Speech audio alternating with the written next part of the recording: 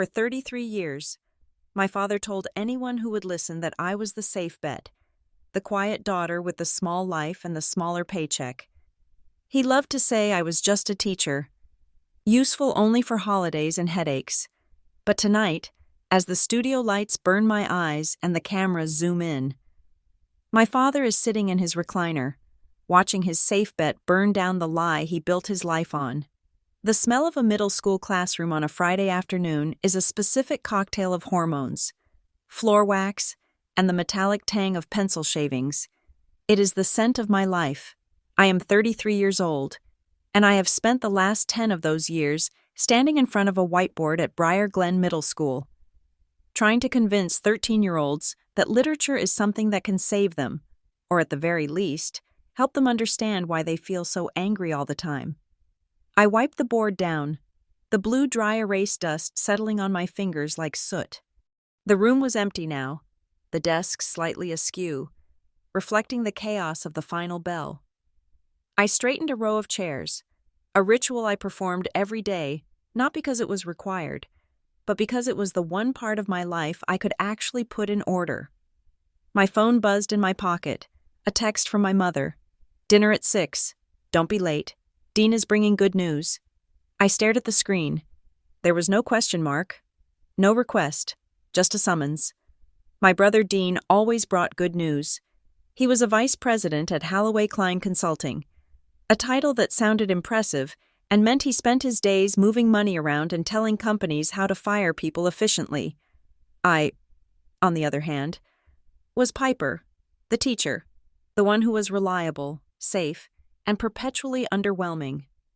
I grabbed my bag, locking the classroom door behind me. The hallway was quiet, the linoleum shining under the fluorescent lights. I walked past the trophy case, where the names of past athletes were etched in brass. My name was nowhere in this school, save for the placard on my door. That was fine.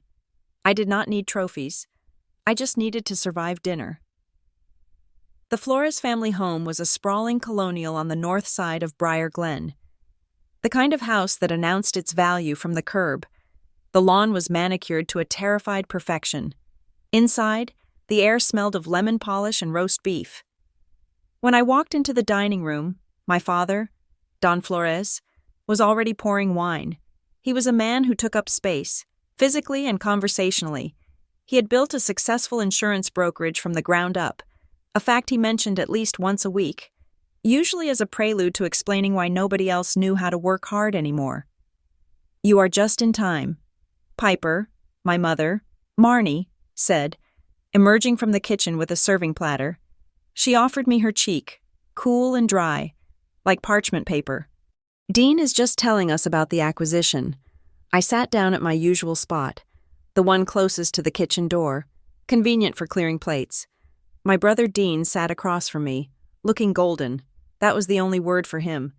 He had the kind of tan that suggested leisure, not labor, and a suit that cost more than my first car. "It is a total restructure," Dean said, accepting a glass of wine from Dad. "We are looking at a 20% increase in quarterly revenue once we trim the fat. They are putting me in charge of the transition team." Dad clapped a heavy hand on Dean's shoulder. "That is my boy. Transition team. That is where the real power is. Son, you control the narrative. You control the outcome." I silently served myself potatoes. I knew better than to interrupt the coronation. "So," Dean said, turning his gaze toward me. It was not malicious, exactly. It was the pitying kindness of a benevolent king addressing a peasant. "How is the little school?" "Still teaching. What is it? To Kill a Mockingbird?" "The Outsiders." "Actually," I said, "we are talking about class dynamics and social isolation." "Cute," Dad grunted. He took a long drink of his wine. "Although I saw the school board minutes in the paper, looks like they are freezing teacher salaries again. What are you pulling down now? Piper, 40,000? It is a little more than that." "Dad," I said, keeping my voice level, "and the union is negotiating." "The union," Dad scoffed. He cut into his beef with aggressive precision. "A bunch of mediocrities protecting the lowest common denominator.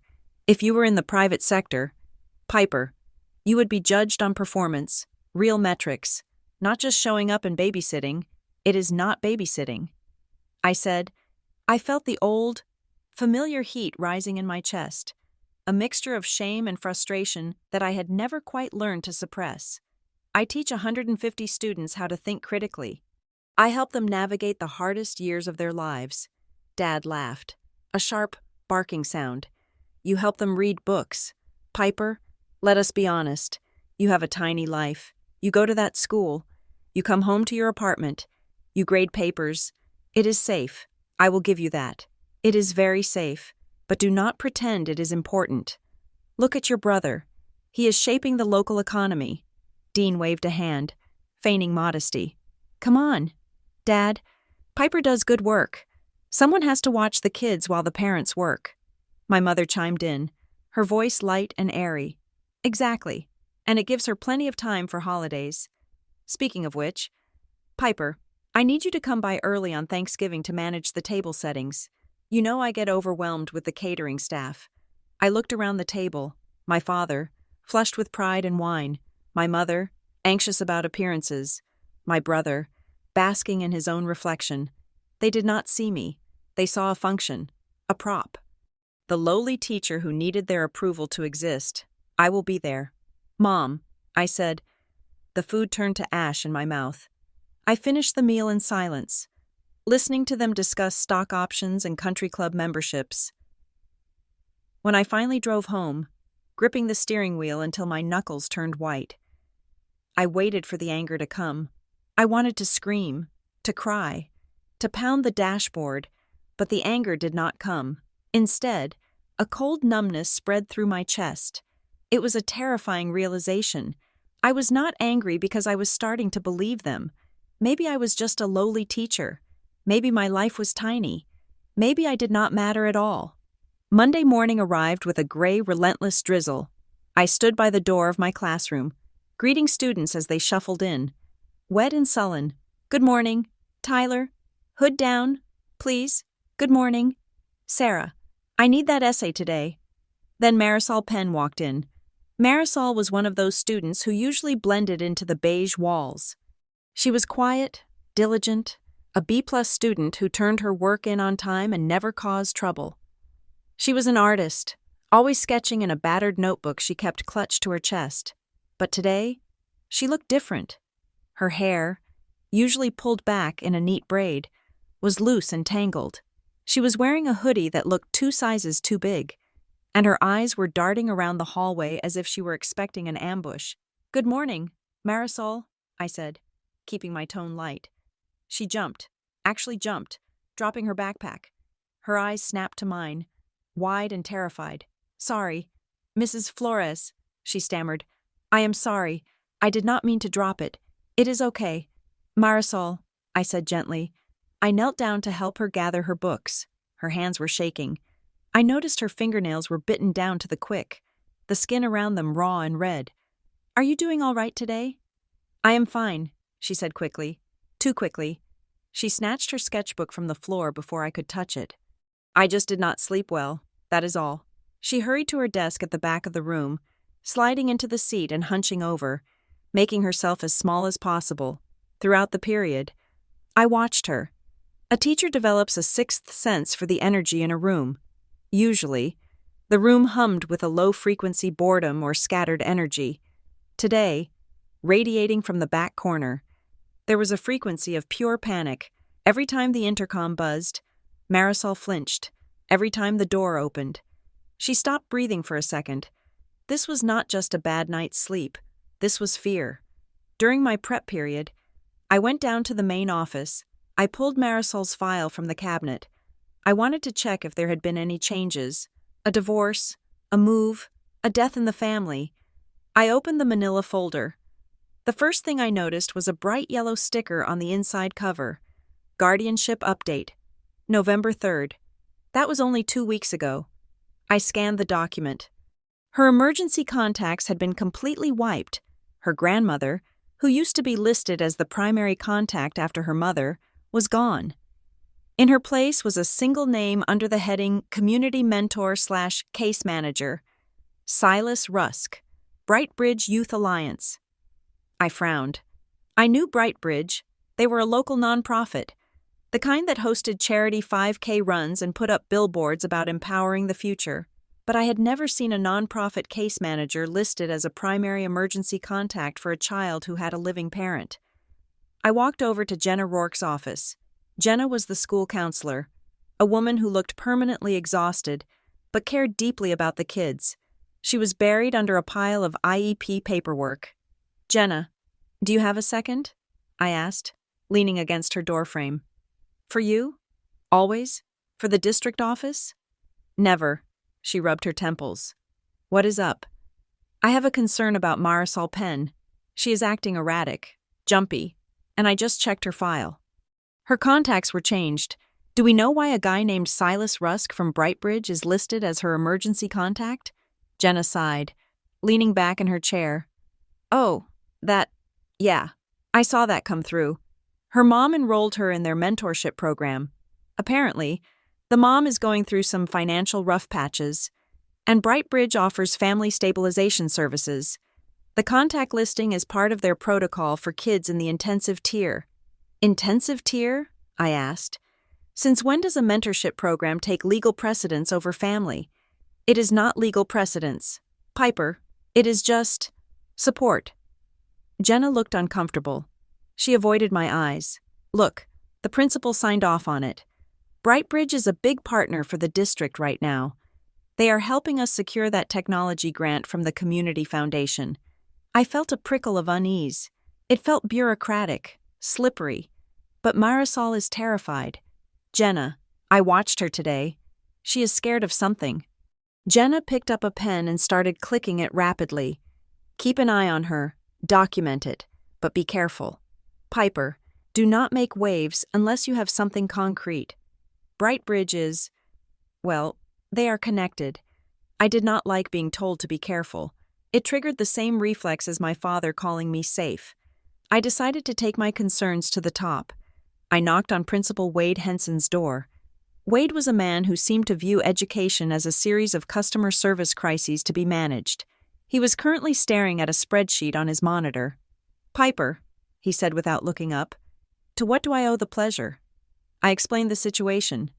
Marisol's behavior, the weird contact change, the feeling in my gut that something was wrong. Wade finally looked at me. He took off his glasses and cleaned them on his tie. "Piper, I appreciate your diligence. I really do. But you need to trust the system. The system lists a stranger as the person to call if she gets sick." "Wade, that is not normal.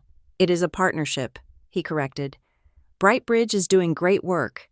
They are stepping in where families are failing. And quite frankly, with the budget cuts coming down the pipe, we need their support. The foundation is looking closely at how we cooperate with community partners. If we start throwing around accusations because a student is having a bad day, we jeopardize the grant. So I should ignore it? No. You should teach your class. Let the counselors handle the counseling. Let the administration handle the partners. Do not stir up rumors. Piper, we cannot afford it." He put his glasses back on, signaling the end of the meeting. I walked out, feeling smaller than when I walked in. 2 days later, the district held an education partnership night at the Briar Glen Community Center. Attendance was mandatory for faculty. It was exactly the kind of event my father would love. Lots of handshakes, cheap wine, and people congratulating each other for things they hadn't actually done yet. The room was draped in banners: Briar Glen Community Foundation, Investing in Tomorrow, and right next to it, Brightbridge Youth Alliance, Bridging the Gap. I stood by the buffet table, nursing a club soda, watching the room. I saw Wade Henson laughing too loudly at a joke made by a man in a velvet blazer. I saw the mayor, and then I saw him. Silas Rusk. He was younger than I expected, maybe late 20s. He had the kind of polished, jagged handsomeness that works well on Instagram. He was wearing a suit that fit too perfectly, and he was surrounded by a cluster of donors. He was holding court, and he was holding a photo. I squinted. He was showing the group a large, foam core-mounted photograph. It was a picture of a diverse group of smiling children wearing Brightbridge t-shirts. And right in the center, looking uncomfortable and forced, was Marisol Penn. I felt a surge of protectiveness that overrode my better judgment. I set my drink down and navigated through the crowd. I waited until the donors drifted away toward the bar, leaving Silas alone for a moment. "Mr. Rusk?" I said. He turned, flashing a smile that didn't reach his eyes. It was a smile practiced in a mirror. "Call me Silas. And you are?" "Piper Flores. I teach English at the middle school. Marisol Penn is in my class." "Ah, Marisol." He nodded sagely. "Great kid. So much potential. We are so proud to have her in the program. I saw her emergency contact forms," I said, keeping my voice low. "You are listed as the primary." "That is standard for our scholar cohort," he said smoothly. "We provide wraparound transport and medical advocacy. It takes the burden off the parents. I saw her today. Silas. She does not look unburdened. She looks terrified. And I am curious. Does her mother know that she is being used in promotional materials?" Silas's smile vanished. It didn't fade. It just clicked off like a light switch. He took a step closer to me, invading my personal space just enough to be intimidating without looking aggressive to onlookers. "Ms. Flores, right?" He looked down at me. "You teachers are admirable. You really are. You grade the quizzes and you wipe the noses. But you do not understand the complexities of at-risk youth intervention. Privacy laws prevent me from discussing specific case details with you. I am a mandated reporter." I said, "If I suspect a child is unsafe, she is safer with us than she has ever been." He interrupted, his voice ice-cold. "And her mother signed every consent form. If you have questions about our methodology, I suggest you direct them to your superintendent. I believe he is the one asking us for funding this year." He held my gaze for a second longer than necessary, a clear alpha move designed to make me look away. I didn't. Finally, he scoffed, checked his watch, and walked away, slipping back into the crowd of wealthy donors like a shark disappearing into a reef. I stood there, shaking slightly, not from fear, but from the sudden, absolute certainty that this man was a liar. That night, my phone buzzed again. It was Tessa Vaughn. Tessa and I had grown up together. She was the wild one, the girl who smoked behind the bleachers and swore she'd leave Briar Glen the second she turned 18. She had left, but she came back as a journalist for the Briar Glen Gazette. She was the only person in town who didn't care about my last name. "Hey, Pip, weird question. You hear anything about the Community Foundation books? My editor is killing a story about missing allocation funds. Says it's a non-starter, but I've got a source saying the numbers don't add up." I stared at the text. The Community Foundation, the people funding Brightbridge, the people my father had dinner with. I didn't reply. I wasn't ready to say it out loud yet. I sat on the floor of my bedroom. My apartment was quiet. It was a safe apartment, just like my father said.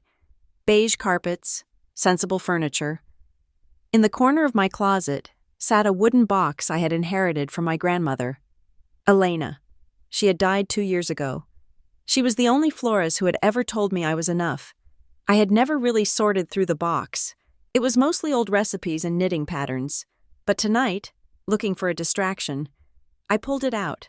I opened the lid, smelling the faint scent of lavender and old paper. I sifted through the contents, a rosary, a stack of photos from the 70s, and then, at the very bottom, a thick cream-colored envelope. It was sealed with wax. On the front, in her shaky, spiderweb handwriting, she had written, "For Piper, when you're ready." My heart hammered against my ribs. When you're ready? Ready for what? I held the envelope. It felt heavy, dense. It didn't feel like a recipe. It felt like a secret. I reached for my letter opener, the metal cool in my hand. I slid the blade under the flap, cracking the wax, but before I could pull the contents out, a wave of hesitation hit me. My life was small. It was safe. If I opened this, if I pulled at the thread, what would unravel? I set the envelope down on my nightstand. Unopened, I told myself I was too tired. I told myself I would deal with it in the morning. I turned off the lamp and crawled into bed. pulling the duvet up to my chin. I stared at the ceiling, listening to the wind rattle the window pane. The events of the week swirled in my mind. Marisol's terror, Silas's cold eyes, my father's laughter. I finally drifted into a restless sleep, dreaming of hallways that never ended and doors that wouldn't open. I woke up with a gasp. My phone was ringing. I fumbled for it in the dark, my eyes adjusting to the harsh blue light of the screen. It was 2:14 a.m. The caller ID said, "Unknown." "Hello?" I whispered, my voice thick with sleep. There was silence on the other end. Not dead air, but a living silence. I could hear the faint sound of breathing. "Who is this?" I asked. Sitting up, a voice spoke. It was digital, distorted, but the cadence was calm, almost polite. "Stop asking questions about Brightbridge." Then, a click. The line went dead.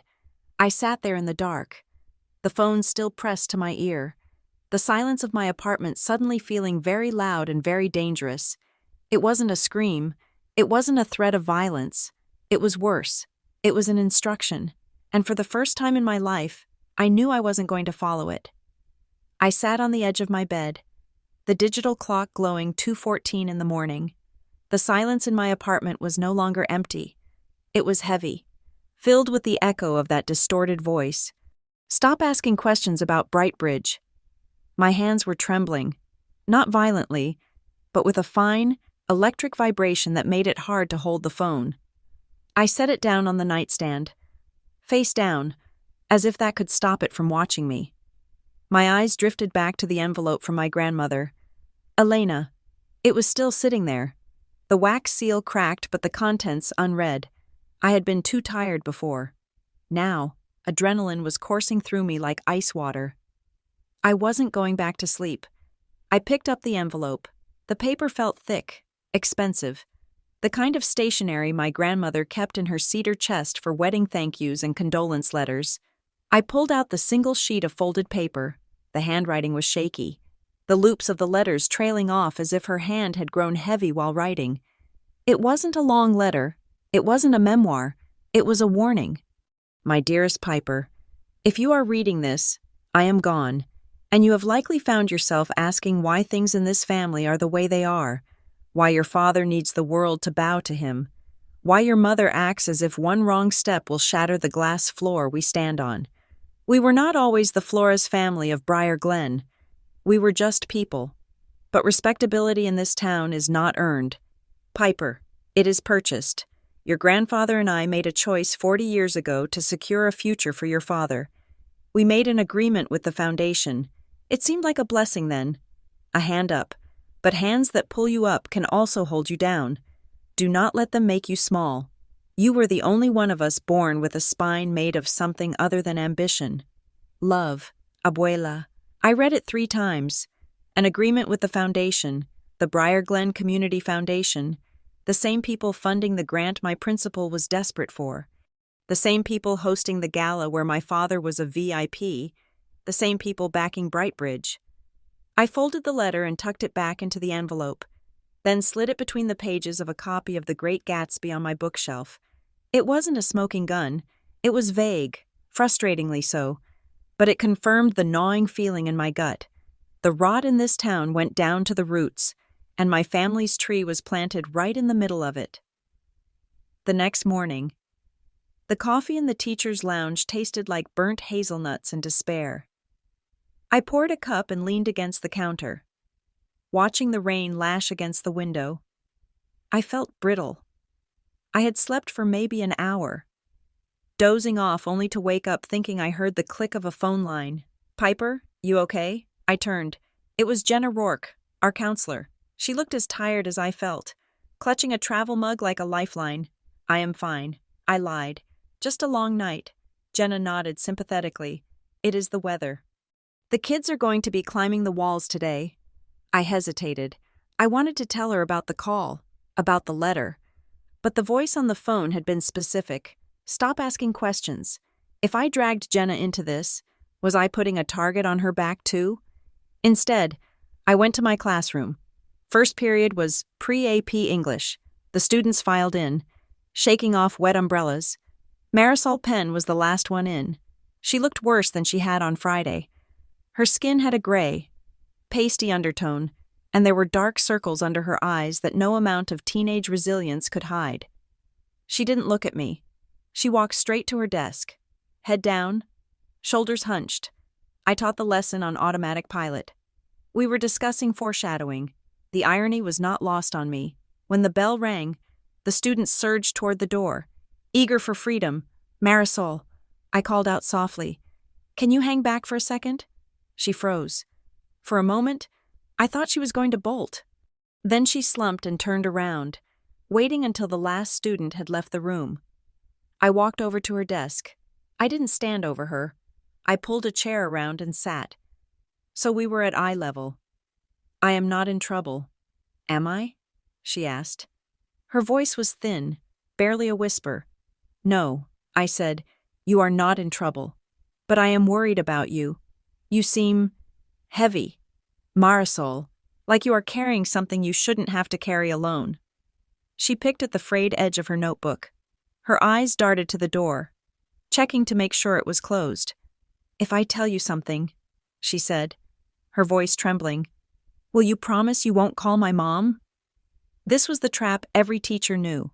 The desire to say yes, to gain the trust, to be the confidant. But I knew the laws, and more importantly, I knew the reality of safety. I leaned in slightly. "Marisol, I promise that I will listen to you without judgment. I promise that I am on your side. But you know I cannot promise to keep secrets if you are in danger. If someone is hurting you, I have to make sure you get help." She shook her head vigorously. "Nobody is hitting me. It is not. It is not like that." "Then tell me," I said. "Help me understand." She took a deep breath, her chest hitching. "It is Ralph, my mom's new boyfriend. He has been staying with us for a month. He says we have to move, like now, tonight maybe." "Move where?" I asked. "I don't know. He won't say. He just says the opportunity is expiring. He made my mom sign all these papers. And last night—" She stopped, biting her lip. "Last night?" I prompted gently. "He came into my room with a stack of documents. He said it was for a scholarship program, through that group, Bright Bridge. He said if I didn't sign them, I was being ungrateful and throwing away my future. He said I was the reason Mom was so stressed, and if I signed, everything would get fixed." "What kind of papers? Marisol?" "I don't know," she whispered, tears finally spilling over. They were full of legal words: indemnification, custodial transfer, asset allocation. I didn't want to sign. I told him I wanted to ask you or Ms. Rourke first. My stomach dropped. "Custodial transfer. What did he do when you said that?" He got really quiet. Scarier than if he had yelled. He told me that teachers don't know how the real world works. He said if I told anyone at school, the scholarship would be revoked and Mom would go to jail for fraud because of some paperwork she messed up before. Marisol looked up at me, her eyes pleading. "Mrs. Flores, I signed it. I was scared he was going to call the police on my mom. But I don't think it was a scholarship. I think I signed my life away." I reached out and placed my hand over hers on the desk. Her skin was ice cold. "You listen to me, Marisol. You did nothing wrong. You were coerced. A signature given under threat isn't valid. You are not going to jail, and neither is your mother." I stood up, my resolve hardening into steel. "I need you to go to your next class. Act normal. I am going to figure this out." She wiped her face with her sleeve. "You won't call her?" "If Ralph finds out I talked, I won't call her yet." I said, "I need to verify some things first. You are safe here, Marisol." As soon as she left, I went straight to the phone on my desk. I pulled up Marisol's file again. I needed to talk to April Penn, her mother. I needed to know if she understood that her boyfriend was bullying her daughter into signing legal documents. I dialed the number listed on the original contact form, the one that had been crossed out but was still legible under the ink. "We're sorry. The number you have reached is no longer in service." I slammed the receiver down. Of course. I looked at the address listed, 440 Elm Street. Unit B? It sounded like an apartment. I pulled up a browser window on my laptop and typed it in. The map loaded. It wasn't an apartment complex. It was the Briar Glen Postal Center. Unit B was a mailbox rental, a ghost family, living in the margins, untraceable. I grabbed the file and marched to Jenna Rourke's office. I didn't knock. "We have a problem," I said. Closing the door behind me, I laid it all out. Marisol's confession, the boyfriend, the scholarship papers that sounded suspiciously like a surrender of custody, the disconnected phone, the fake address. Jenna's face paled as she listened. When I got to the part about custodial transfer, she stopped clicking her pen. "That is not a scholarship. Piper," she said quietly, "that is guardianship. If she signed that, she might have legally signed herself over to, well, to whoever is listed on the other end, Brightbridge." I said, "It has to be. Silas Rusk is the emergency contact." Jenna stood up. "We have to file. This is way beyond a counseling session. This is potential trafficking or fraud. We need to file a Department of Child Services report, and we need to notify the district legal team." We walked to the principal's office together. Strength in numbers. Wade Henson looked up as we entered, his smile tight. "Piper, Jenna, I am sensing this isn't a social call. It is a formal report." "Wade," I said. I placed the file on his desk. "Marisol Penn is being coerced into signing legal guardianship papers by a man in her home. Likely connected to the Brightbridge program. The family has no working phone and a fake address. We are filing a DCS report immediately." Wade stared at the file as if it were radioactive. He didn't open it. "Guardianship papers?" he repeated. "Are you sure she understood what she was reading?" "She is 13. Piper. Kids confuse things. She knows what she signed." I said, "She was threatened." "Wade, this isn't a misunderstanding. This is predation." Wade stood up and walked to the window, looking out at the parking lot. He clasped his hands behind his back. "I want you to hold off on the DCS report," he said. "Excuse me?" Jenna said, her voice rising. "Wade, we are mandated reporters. We don't have a choice. I am saying we handle it internally first." Wade snapped, turning around. His face was flushed. "Do you have any idea what week this is? The grant committee is doing their final review on Thursday. If we have DCS swarming the school and investigating our primary community partner for human trafficking, that money disappears, and so do 3 teaching positions." I felt a cold fury settle in my chest. It was the same coldness I felt at the dinner table with my father, the calculation of worth. "So we sell Marisol to save the budget?" I asked. "Is that the exchange rate?" "Don't be dramatic." "Piper," Wade said, pointing a finger at me, "I am telling you to follow chain of command. I will call the contact at Brightbridge. I will get an explanation. It is probably a standard housing agreement for their residency program. You are jumping to conclusions because you have a personal issue with the way they do business. My personal issue is that a child is terrified." I said, "File a district incident report," Wade said, sitting back down. "Keep it in the system. Do not call the state until I have made contact with the parents. That is a direct instruction." Jenna and I exchanged a look. It was a look of shared disbelief. "Fine," Jenna said tightly. "We will file the district report. But if anything happens to that girl, Wade, it is on you." We walked out. In the hallway, Jenna grabbed my arm. "I am filing the state report anyway." She whispered, "I don't care what he says. Do it from your personal phone."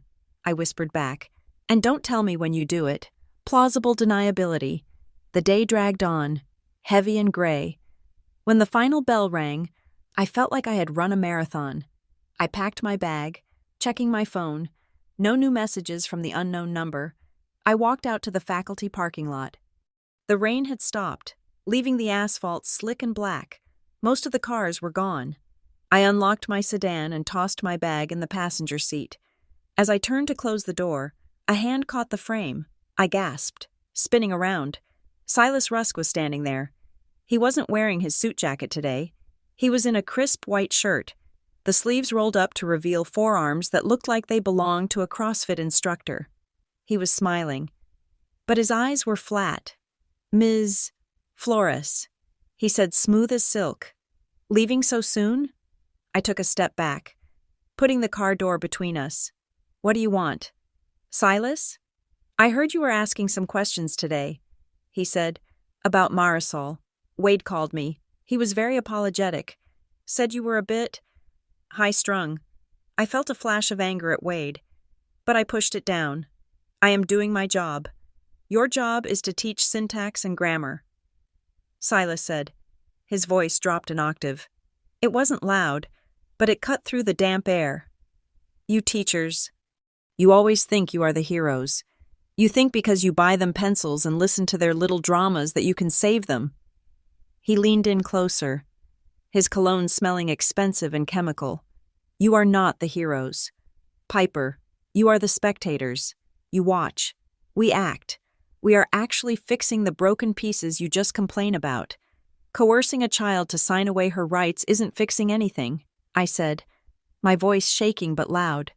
Silas laughed. It was a dry, hollow sound. Rights? These kids have nothing. We give them a future.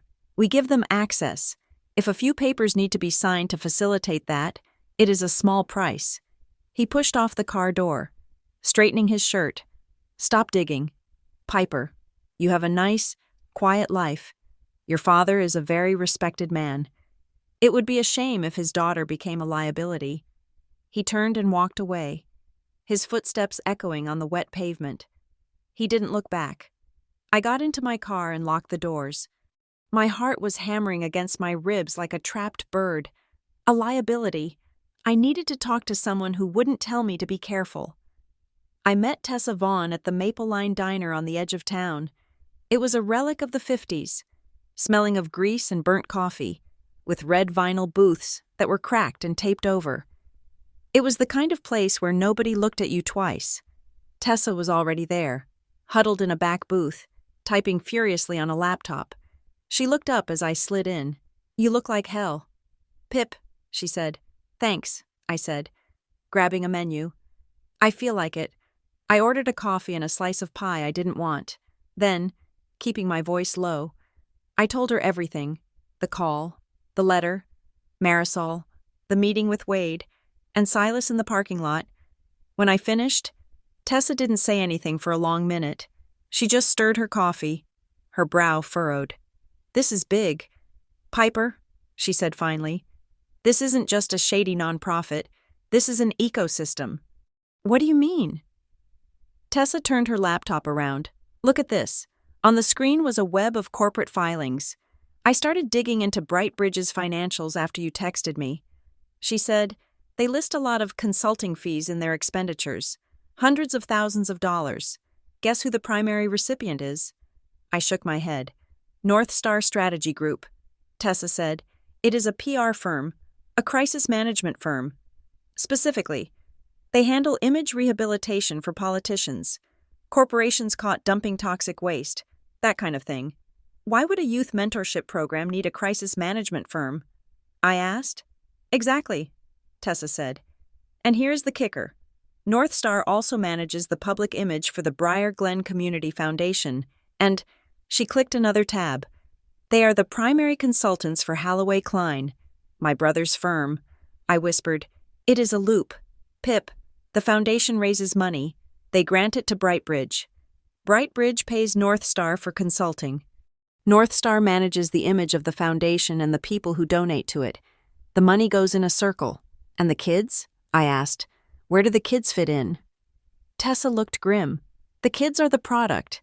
They are the props. You need sad stories to raise money, and you need success stories to show the money worked. Brightbridge manufactures both. They find vulnerable kids, isolate them, and then save them on camera. I thought of Marisol's face in the photo. Props. My phone buzzed on the table. It was my brother, Dean. Speak of the devil, Tessa muttered. I picked it up. Hello? Piper. Dean's voice was crisp, efficient. Dad wanted me to remind you about the gala on Saturday. I am aware of it. Dean. Good. Look, I need you to please behave yourself. What is that supposed to mean? I asked. Gripping the phone. It means don't show up looking like you just rolled out of a classroom. Dress up. And for God's sake, Don't start talking about your union politics or whatever social justice crusade you are on this week. Dad is being honored with the Community Leadership Award.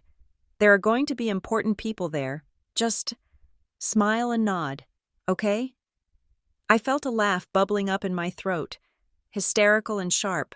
Just smile and nod. Be the prop. I will be there. Dean, I said. I hung up. He's being honored. I told Tessa. My dad. Tessa reached across the table and squeezed my hand. We are going to nail them. Pip, but you have to be careful. North Star plays dirty. If they think you are a threat, they will come for you. They didn't wait long. The next morning, during my planning period, an email pinged into my inbox. The subject line was read. Urgent. Notice of review. It was from Halden Unified Services, the district's HR and compliance arm. Dear Ms. Flores, this correspondence is to inform you that a formal review has been opened regarding your conduct. We have received reports of unprofessional behavior, specifically regarding unauthorized contact with external agencies and potential violations of student privacy protocols. You are advised to refrain from discussing sensitive student matters with non-guardian parties while this review is pending. A meeting will be scheduled with the superintendent to discuss your status. Sincerely, District Compliance. I stared at the screen. Unauthorized contact. I had followed every rule. I had reported to my principal. I had consulted the counselor. They were gaslighting me. They were twisting my due diligence into unprofessional conduct. I printed the email. My hands were shaking again. They were trying to silence me before I could even speak. The bell rang. I had to teach. I had to go stand in front of 25 teenagers and talk about the outsiders and pretend my career wasn't being dismantled by an automated email. I got through the day by dissociating. I was there, but I wasn't there. I avoided the office. I avoided the faculty lounge. When the final bell rang, I waited until the hallways were clear before I packed up. I felt like a criminal in my own classroom. I went to my desk to grab my documentation folder, the red binder where I kept my notes on Marisol. The dates, the times, the weird behaviors, I had left it in the bottom drawer, buried under a stack of graded essays. I pulled the drawer open. The essays were there, but they were messy, shuffled. My heart stopped. I lifted the stack. The red binder was there, but it was upside down. I always put it spine out. Always. Someone had been in my desk. I opened the binder. The pages were there, but the order was wrong. The log from last week was in front of the log from 2 weeks ago. Nothing was stolen. That was the point. If they had stolen it, I could report a theft. This was a message. We can get to your things. We can get to you. I looked around the empty classroom. The posters on the walls, Read to Succeed, Kindness Matters, suddenly looked like mockery, the safe disappointment, the lowly teacher. I closed the drawer. I didn't take the binder. If they wanted to read it, let them read it. I had the information in my head. I grabbed my purse and walked out of the school. I didn't run. I walked with a steady, deliberate pace. My workplace was no longer safe. My family was a lie. My father was a pawn. Or worse, a player. I got into my car and locked the door. I looked at myself in the rearview mirror. I looked tired. I looked scared. But beneath the fear, I saw something new in my eyes. My grandmother was right.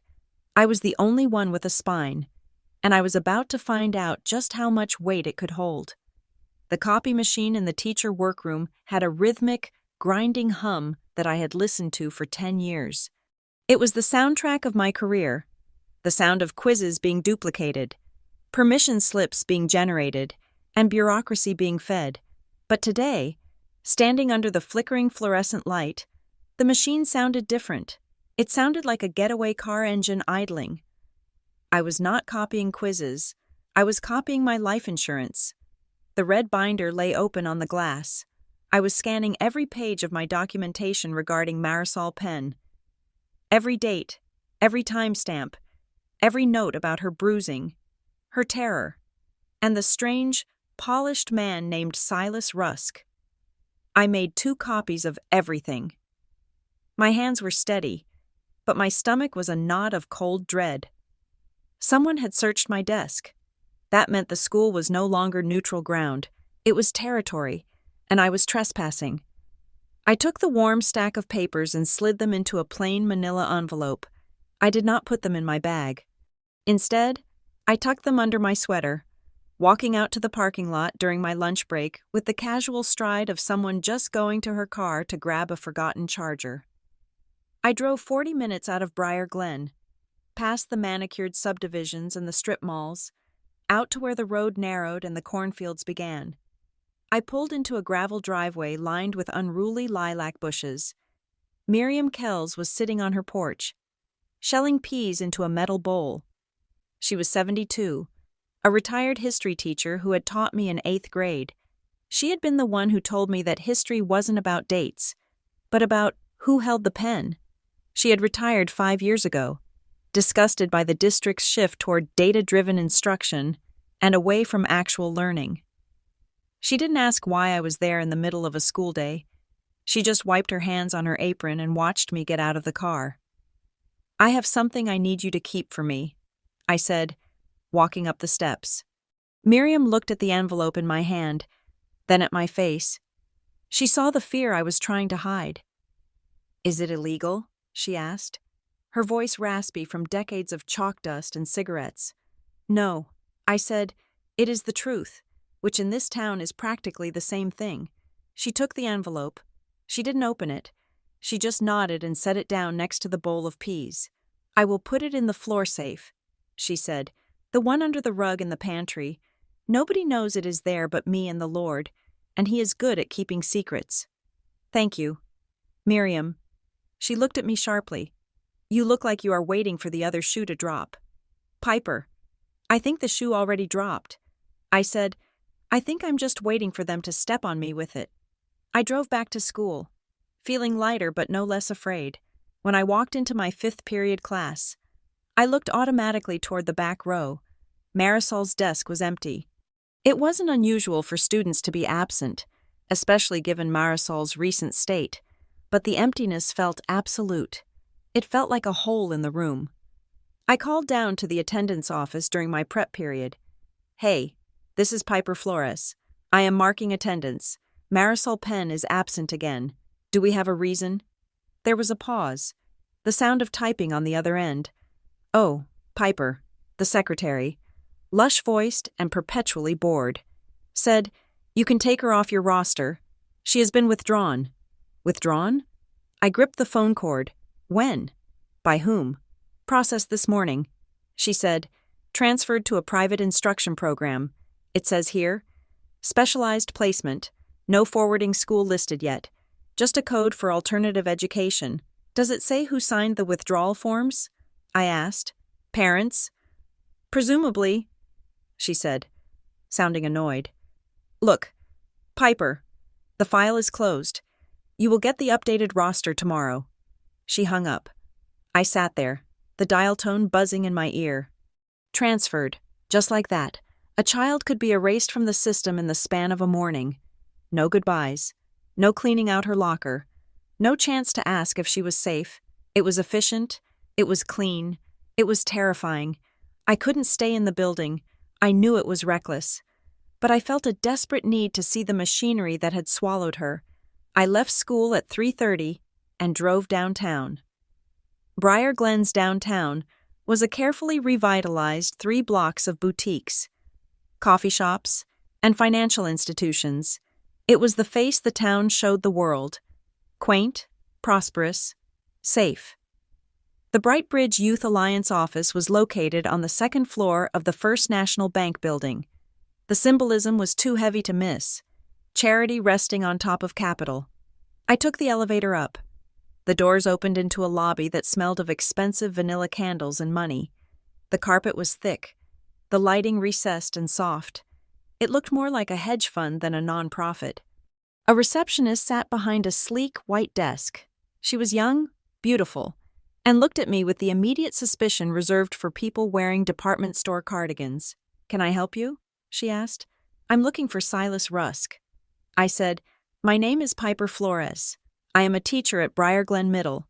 She didn't check a schedule. She didn't look at a computer. "Mr. Rusk is traveling," she said instantly. He will be out of the office for the remainder of the week. I need to speak to him about a student. I said, stepping closer. Marisol Penn. She was withdrawn from my school today under the care of this organization. I need to know she is safe. The receptionist's smile was a flat line. We do not discuss client details with unauthorized personnel. If you have a concern, you can leave a card. Mr. Rusk will reach out if he deems it necessary. She was a wall, a polished, well-paid wall. I looked around the lobby, frustration boiling in my chest. On the far wall, there was a gallery of framed photographs, our partners in promise. The gold lettering above them read. I walked over to it, ignoring the receptionist's protest. Hey, you cannot just... I stared at the photos. There were pictures of local business owners shaking hands with Silas.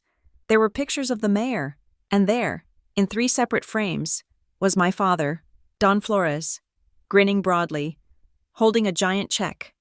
Don Flores at a ribbon-cutting ceremony, standing next to Silas Rusk.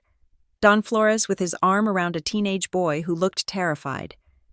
The caption reading "Mentorship Matters." My father wasn't just a donor, he was a poster boy. I felt a wave of nausea. This wasn't just corruption, it was intimacy. My father's ego was pasted on the wall of the place that had just made a 13-year-old girl disappear. I turned back to the receptionist. Tell Silas I stopped by, I said, and tell him I am not going away. Saturday night arrived like a sentence to be served. The Briar Glen Community Foundation Gala was the social event of the year. It was held at the Country Club, a sprawling estate of stone and ivy. Tickets cost $500 a plate. I wore a navy blue dress that I had bought off the rack at a discount store. It was modest, nondescript, and entirely inappropriate for the level of glamour around me. My mother, Marnie, was wearing emerald silk that hissed when she moved. Smile, for once. Piper, she hissed at me as we walked up the grand staircase. You look like you are going to a funeral. Maybe I am, I muttered. Don't be dramatic, she snapped. Just try not to embarrass your father. Tonight is his night. Dean is already inside working the room. Why can't you be more like Dean? We entered the ballroom. It was a sea of tuxedos and sequins. A live band was playing jazz that was smooth enough to be ignored. Waiters drifted through the crowd with trays of champagne. My father was in his element. He was holding a scotch, his face flushed with the specific euphoria of being the most important person in the room. He was surrounded by men in expensive suits, laughing loudly at things that weren't funny. Ah, here they are, Dad boomed as we approached. The women in my life. He kissed Mom on the cheek, then turned to me. He didn't kiss me. He gestured to me with his glass, introducing me to the man next to him. A state senator I recognized from the news. Senator, this is my daughter. Piper, she teaches, school, middle school, isn't it? Yes. Dad, I said, my voice tight. Middle school, English, right? Or is it social studies this year? He waved a hand, dismissing the details. Anyway, she is the saint of the family. Not much money in it, but it keeps her busy. The senator smiled politely, looking through me. Noble profession, he murmured, before turning back to Dad. Now, Don, about that zoning proposal. I stood there, feeling the familiar burn of humiliation. It keeps her busy, as if my career, my passion, my students were just a hobby to fill the time between family dinners. I excused myself. I said, I need some air. Nobody noticed me leave the circle. I wandered toward the edge of the room, near the heavy velvet curtains that led to the terrace. I needed to get away from the noise, from the suffocating weight of my father's triumph. I found a quiet corner behind a large potted palm. I leaned against the wall, closing my eyes. Then I heard voices. They were coming from the other side of the curtain, on the terrace. Numbers are looking good for the quarterly report, a man's voice said. Deep, resonant. I recognized it. Leland Price. He was the chairman of the foundation board. A man who owned half the real estate in the county. They better be, a woman replied. Her voice was sharp, professional. Callie Venn. I knew the name from Tessa's research. She was the director of North Star Strategy Group, the fixer. We need 3 more placements by the end of the month to satisfy the donor tier. Callie said, "The Rusk boy is handling it, but he is sloppy. That teacher sniffing around last week spooked him. Silas is fine," Leland said dismissively. "He knows how to handle the locals. He better." Callie said, "We promised the investors clean files, no baggage, no custody battles. If we are going to showcase these kids as success stories for the national expansion, they need to be unencumbered. We are asset managing here." Leland, not running a daycare, asset managing. I felt the blood drain from my face. They weren't talking about children. They were talking about inventory. I held my breath, afraid that even the sound of my exhale would give me away. "Just make sure the Flores girl stays in her lane," Callie added. "Her father is useful, but if she starts making noise, he becomes a liability. Don won't let that happen," Leland said. "He loves his reputation more than he loves that girl." Sad, but true. The cruelty of it, the casual, factual statement of my father's indifference, hit me harder than any physical blow. He loves his reputation more than he loves that girl. I knew it. I had always known it. But hearing it spoken by strangers in the dark made it real in a way I couldn't deny. I moved to step away, my heels clicking softly on the marble. Suddenly, a hand grabbed my elbow. I nearly screamed, spinning around. It wasn't Leland or Callie. It was a young woman, maybe 22. She was wearing a black catering uniform, but she wasn't carrying a tray. She looked terrified. Her eyes were wide, darting around the room. I recognized her. She was the girl from the Brightbridge office, not the receptionist, but a staffer I had seen in the background, filing papers. "Don't say anything," she whispered. Her grip on my arm was painful. "Who are you?" I hissed. She shoved a small white card into my hand. "My name is Kira," she whispered. "I work for Silas. You were there yesterday. You were looking for the girl. Where is she? Is she safe?" "Not here," Kira said, looking over her shoulder. "It is not safe here." She pressed closer, her voice barely audible over the jazz band. "Read the card. Meet me, please." Before I could ask anything else, she released me and vanished into the crowd, blending in with the servers. I looked down at the card in my palm. It was a plain business card for a cleaning service, but on the back, in hurried, smeared ballpoint pen, she had written, "Tomorrow, 9 p.m., Ridgeway Lookout. Come alone." I clenched the card in my fist, my heart pounding so hard I thought it would shatter my ribs. I looked across the room. My father was on stage now, accepting a heavy glass trophy. The room was applauding. My mother was beaming, clapping her hands. I stood in the shadows, holding the evidence of their betrayal, and for the first time, I didn't feel small. I felt dangerous. Sunday was a blur of anxiety.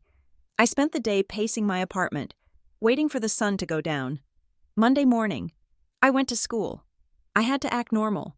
I had to pretend I hadn't overheard a conspiracy at the country club, but the system was faster than I was. I was unlocked my classroom door at 7:30.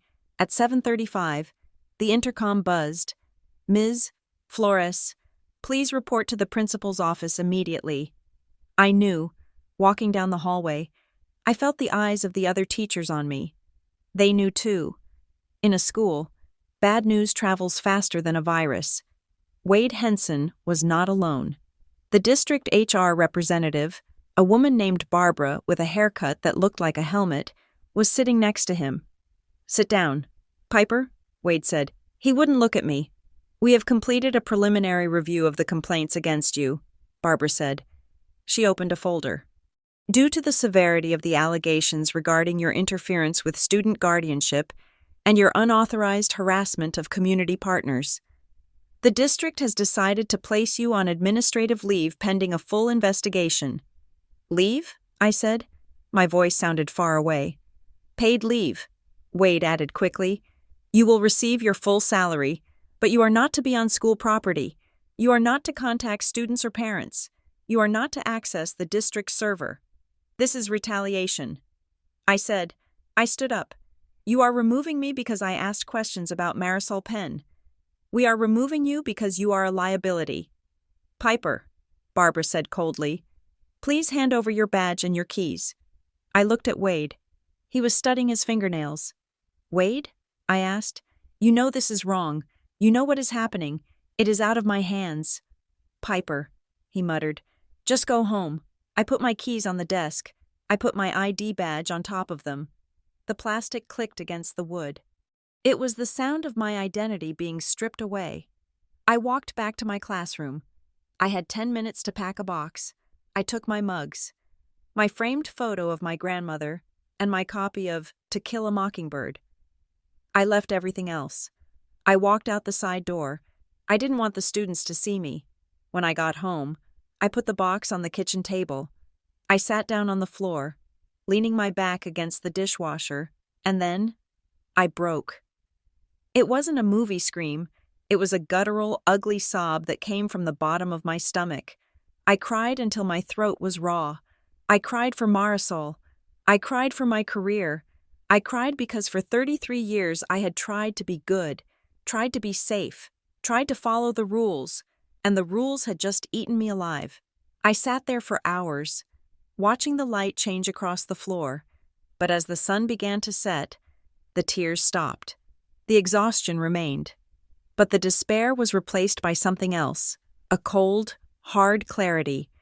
They had taken my job. They had taken my reputation. They had nothing left to threaten me with. I looked at the clock, 8:30. I washed my face. I put on a dark hoodie. I got into my car.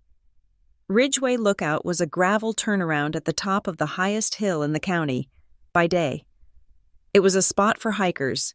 By night, it was a place for teenagers to drink beer and for secrets to be exchanged. It was empty when I arrived. The wind was whipping over the ridge, cold and biting. Below, the lights of Briar Glen twinkled like a fake constellation. It looked so peaceful from up here. I killed the engine and waited. At 9:15, a pair of headlights swept across the gravel. A small, battered hatchback pulled in next to me. Kira Santori got out. She was wearing a thick coat, her hands jammed deep in her pockets. She looked shivering, skittish. I got out and met her between the cars. "Thank you for coming," she said, her breath pluming in the cold air. "Tell me what is happening." "Kira, what is Bright Bridge really doing?" She looked around into the darkness, checking for shadows. "It is a pipeline," she said. Her voice was trembling. "It is not just mentorship. It is curation. Bright Bridge identifies kids, not just any kids.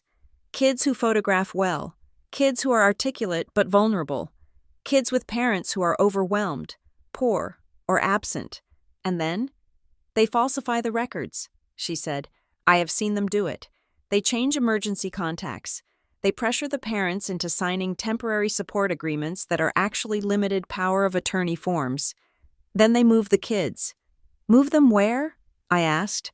"To foster care?" "No, to host households." Kira spat the words out. "Wealthy families, donors, people who want the optics of saving a child without the legal mess of adoption. It is like renting a project. The kids are used for photo ops, for galas, for political ads. Look at this poor child we saved. And Marisol?" Kira wrapped her arms around herself. "Marisol was flagged a month ago.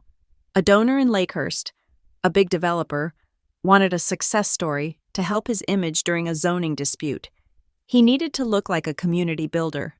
Marisol is perfect. She is pretty. She is artistic. She is Hispanic. She checks every box for their diversity brochure. So they just took her?" I whispered, "like a stray dog?" "They have the paperwork," Kira said. Her mom signed it. They told her it was a boarding school scholarship. They lied. Marisol is living in a guest house in Lakehurst right now, being prepped for a press conference next week. My God, I felt sick. It wasn't abuse in the traditional sense. It was commodification. They were stealing children's lives to polish the egos of rich men. "My father," I said, "does he know?" Kira looked at me with pity. "Your father is on the selection committee." Piper. He helps pick the kids. He calls it identifying talent. The wind roared in my ears. Identifying talent. My father. The talent scout for human props. Why are you telling me this? I asked. Why risk your job? Because I found a file on a kid from 3 years ago. Kira said, a boy. He was placed with a donor who, well, the donor got bored. The boy was returned to the system, but his records were so messed up by Brightbridge that he fell through the cracks. He overdosed last month. She began to cry, silent tears tracking down her cold cheeks. I cannot do it anymore. I cannot be part of the machine. She reached into her pocket and pulled out a small silver flash drive. This is everything, she said. The spreadsheets, the email chains between Silas and North Star, the donor requests, the falsified guardian forms. It is all here. She pressed it into my hand. It was warm from her body heat. Take it to the press. Take it to the FBI. Just burn it down.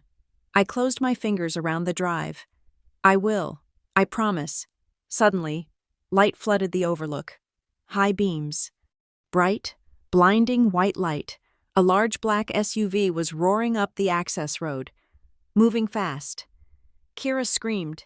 They followed me. She scrambled back toward her car. Kira, wait, I shouted.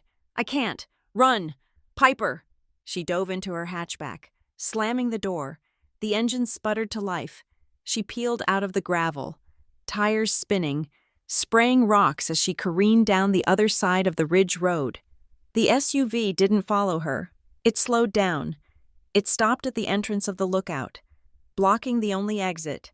The headlights were trained directly on me. I couldn't see the driver. I could only see the blinding glare. I stood there, alone on the edge of the cliff. The wind whipped my hair across my face. My heart was a drum in my throat. I looked down at my hand. The flash drive was hard and sharp against my palm. I wasn't a teacher anymore. I wasn't a daughter. I was a witness. The SUV door opened. A silhouette stepped out. I didn't wait to see who it was. I turned and ran toward the tree-lined, plunging into the dark woods, clutching the truth in my fist as the branches tore at my clothes like grasping hands. I did not go home after I ran from the woods. I could not go home. My apartment felt like a glass box that everyone was looking into, and after seeing the headlights of that black SUV cut through the darkness at Ridgeway Lookout, I knew I was done pretending I was safe. Instead, I drove to Tessa Vaughn's place. She lived in a converted loft above an old bakery on the south side of town, a place that smelled permanently of yeast and deadlines. When she opened the door, wearing flannel pajama pants and a look of absolute exhaustion, I didn't say a word. I just held up the silver flash drive. Tessa pulled me inside and locked the deadbolt. She poured me a glass of water, her hands moving with the efficient speed of a reporter who smells a story. We sat at her kitchen table, the only light coming from the glow of her laptop screen. I watched her face as she plugged the drive in. I saw the reflection of the files scrolling in her glasses, blue light dancing over her eyes. Holy Mother of God, Tessa whispered. What is it? I asked. I was shivering, the adrenaline from the woods fading into a cold, damp ache in my bones. It is everything. Pip. Tessa clicked through a folder labeled Asset Allocation. Look at this. They have spreadsheets tracking the students, not by grades or attendance, but by donor compatibility. She turned the screen toward me. I squinted at the rows of data. Candidate, Marisol Penn. Status, active. Placement, Lakehurst Estate, subject to NDA. Sponsor, Venn Development Group. Candidate, Tyler Roche. Status, returned. Note, behavioral incompatibility. Placement voided. It looked like inventory management for a warehouse. Tessa opened another folder. This one was full of emails. This is the smoking gun, she said. Correspondence between Silas Rusk and North Star Strategy Group. They are coordinating the placements with the Foundation's fundraising calendar. Look at the dates.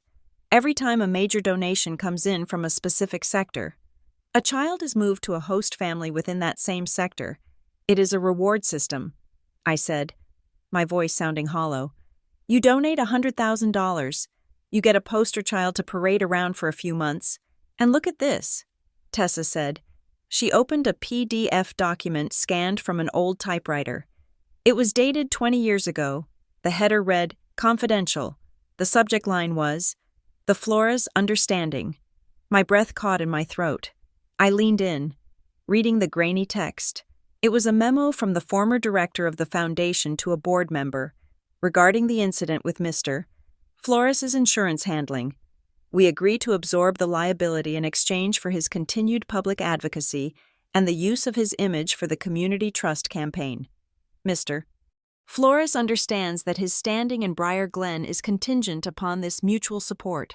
I read it twice. Absorb the liability. My father hadn't earned his reputation. He had been bailed out, and for 20 years. He had been paying off the debt with his smile, his handshakes, and his silence. Tessa looked at me, her expression soft. "Piper, I can publish this. I can blow the lid off the foundation. Bright Bridge, all of it. But you need to know something before I hit send." "What?" "The blast radius," she said. "This does not just take down Silas Rusk. This takes down your dad. It destroys the myth he built his entire life on. If I run this, he is not just a guy who made a mistake. He is a fraud. The whole town will know he was bought." I stared at the screen. I thought of my father at the gala, holding that trophy. Community Leadership Award. Verify it. I said, "Do the work. Make sure it is bulletproof. But do not publish it yet. Piper, I need to talk to my brother." I said. I stood up, grabbing my coat. "I need to know how deep the rot goes." Dean lived in a townhouse in the new Briar Glen, a development of sharp angles and glass near the golf course. It was 1 a.m. when I pounded on his door. He opened it wearing a silk robe, looking annoyed but not surprised. He saw my face, the mud on my shoes, the wildness in my eyes, and he stepped back to let me in. "You look like a wreck." "Piper," he said, closing the door. I walked into his living room. It was minimalist, cold, and expensive. I didn't sit down. "Tell me about the Flores Understanding," I said. Dean stopped halfway to the kitchen. His back stiffened. He didn't turn around immediately. He reached for a bottle of water on the counter, unscrewed the cap, and took a long, slow drink. "Where did you hear that phrase?" he asked. His voice was too calm. "I have the files. Dean, I have the internal memos from the foundation. I know Dad made a deal 20 years ago. I know his leadership is just a long-term repayment plan for a scandal they covered up." Dean turned around. He leaned against the counter. Crossing his arms, he didn't look horrified. He looked tired. "I wondered if you would ever figure it out," he said. "You knew?" I felt like I had been slapped. "You knew the whole time?" "I found out when I started at Halloway Klein." Dean said, "We consult for the foundation. I saw the old files. Dad messed up." "Piper, a big claim went sideways in the early 2000s. He would have lost his license. He would have gone to prison for negligence. The foundation stepped in. They fixed it, and in return, he became their man. And you let him treat me like I was nothing?" I shouted. My voice cracked. "You let him sit at that table and mock my tiny life and my salary, knowing that everything he has is fake? Knowing he is a puppet?" Dean's face hardened. "He is still our father.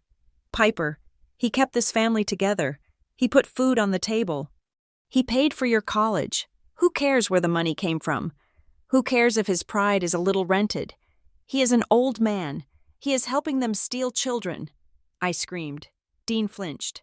"Keep your voice down. The neighbors. I don't care about the neighbors." "Dean." I walked toward him, my hands shaking.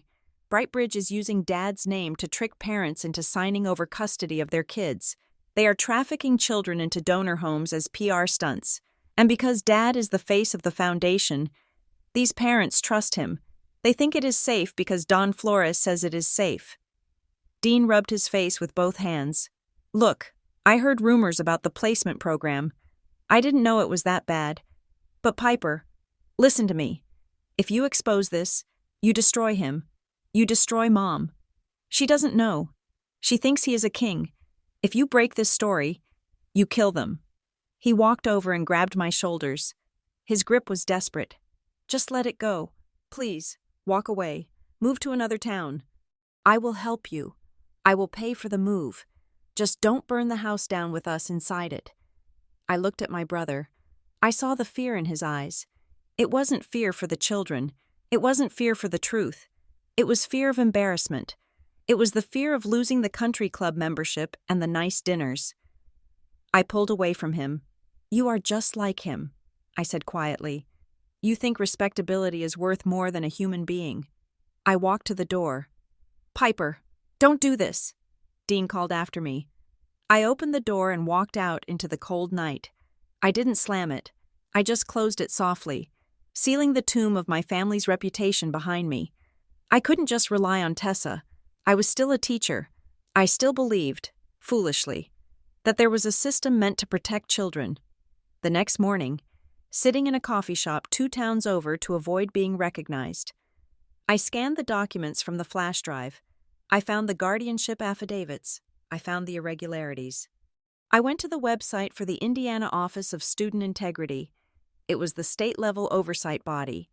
If the district was corrupt, the state had to be the answer. I spent 4 hours drafting a formal complaint. I attached the PDFs of the falsified contact forms. I attached the internal emails from Brightbridge mocking the parents. I wrote a clear, timeline-based narrative of Marisol Penn's disappearance from the school system. I hit submit. I sat there, watching the little spinning wheel on the screen. I felt a momentary surge of hope. This was the proper channel. This was how justice worked. 20 minutes later, my phone pinged with an email notification. Automated response. Case 4492-B.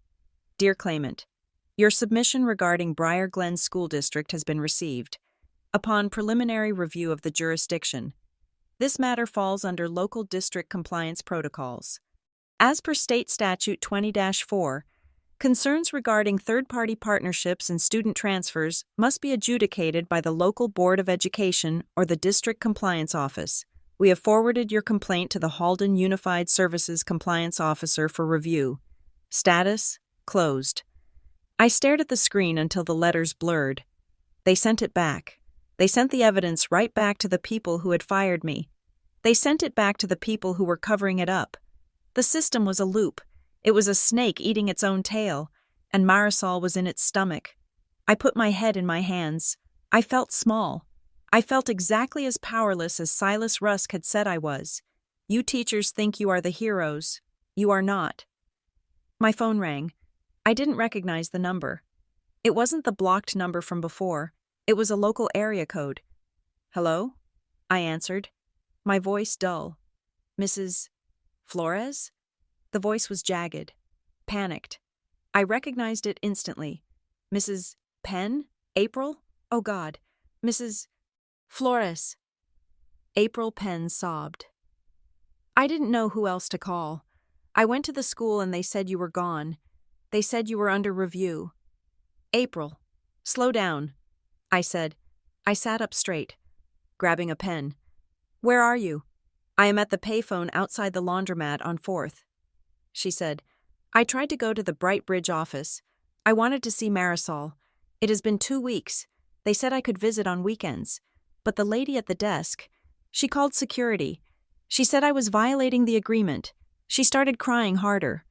They said if I came back, they would file for permanent termination of rights. They said I am unstable. I am coming to get you. I said, stay there. Do not move. I picked her up 10 minutes later. April Penn looked like she had aged 10 years in 2 weeks. She was thin, her hands shaking as she buckled the seatbelt. We can't talk here, I said. I drove to the public library. It was the only place I could think of that was neutral, public, and quiet. We found a table in the back corner, hidden behind the biography section.